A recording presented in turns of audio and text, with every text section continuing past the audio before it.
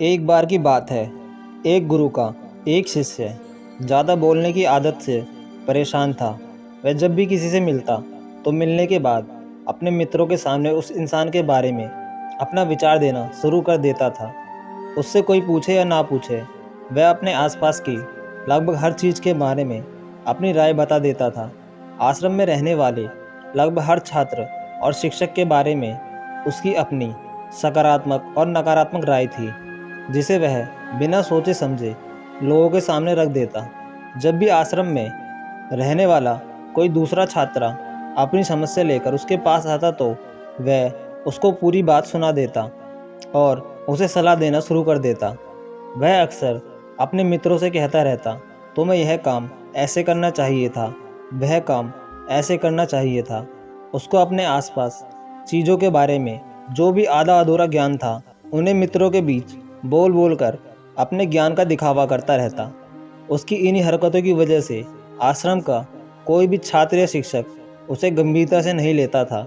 अक्सर उसके साथ पढ़ने वाले छात्र उससे दूर रहने की कोशिश करते थे, क्योंकि वो हर बार उन्हें सलाह देने लगता था। कोई भी उसे अपना मित्र बनाना नहीं चाहता था, सब उससे दूर रहना ही पसंद करते थे। अक्सर आश्रम में रहने वाले कई छात्र उसके पीठ पीछे उसकी इन आदतों की वजह से उसका मजाक बनाते थे।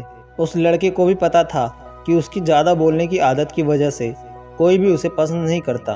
वह भी अपनी इस आदत को बदलना चाहता था, लेकिन वह चाहकर भी हर बात पर अपनी राय देने की आदत छोड़ नहीं पा रहा था।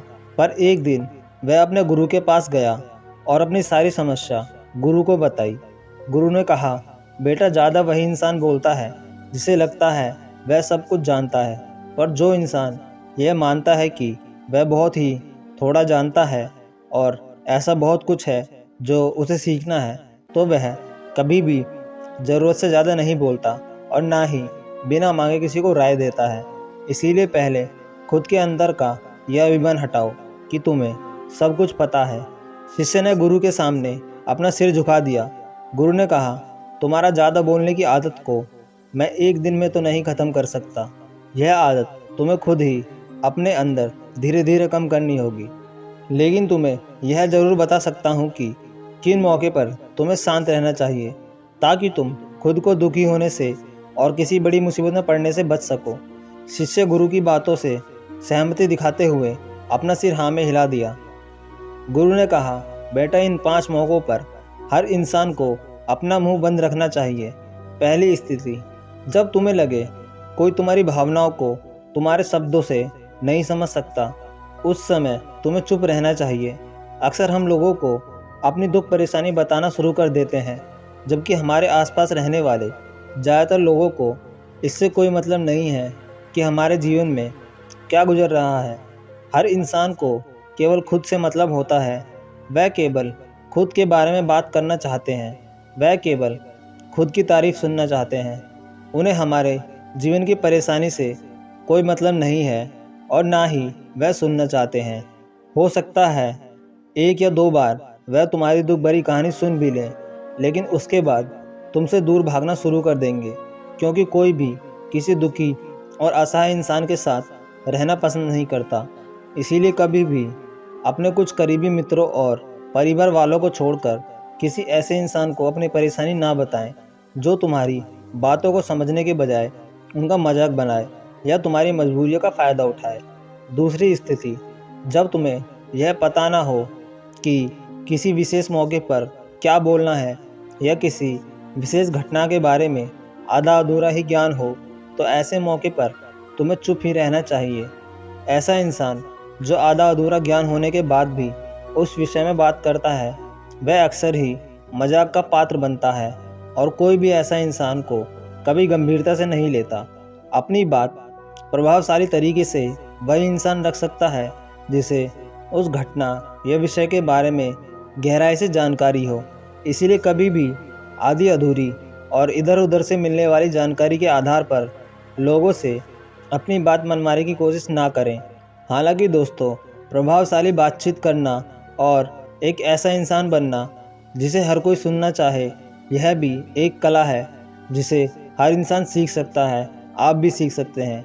तीसरी स्थिति, गुरु ने कहा, जब कोई इंसान तुम्हारे सामने किसी तीसरे इंसान की बुराई कर रहा हो, तब ऐसी परिस्थिति में तुम्हें चुप रहना चाहिए।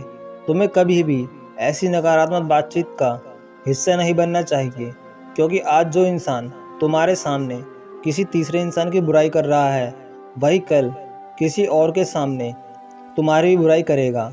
और इस बात की ज़्यादा संभावना है कि आज तुम अगर उसके हाँ में हाँ मिलाने के लिए तीसरे इंसान की जो बुराई की है, कल रिश्ते ठीक होने पर वो तीसरे इंसान से कहे कि तुमने उसके बारे में क्या क्या कहा था, तब आपकी क्या ही इज्जत रह जाएगी। विचार करो।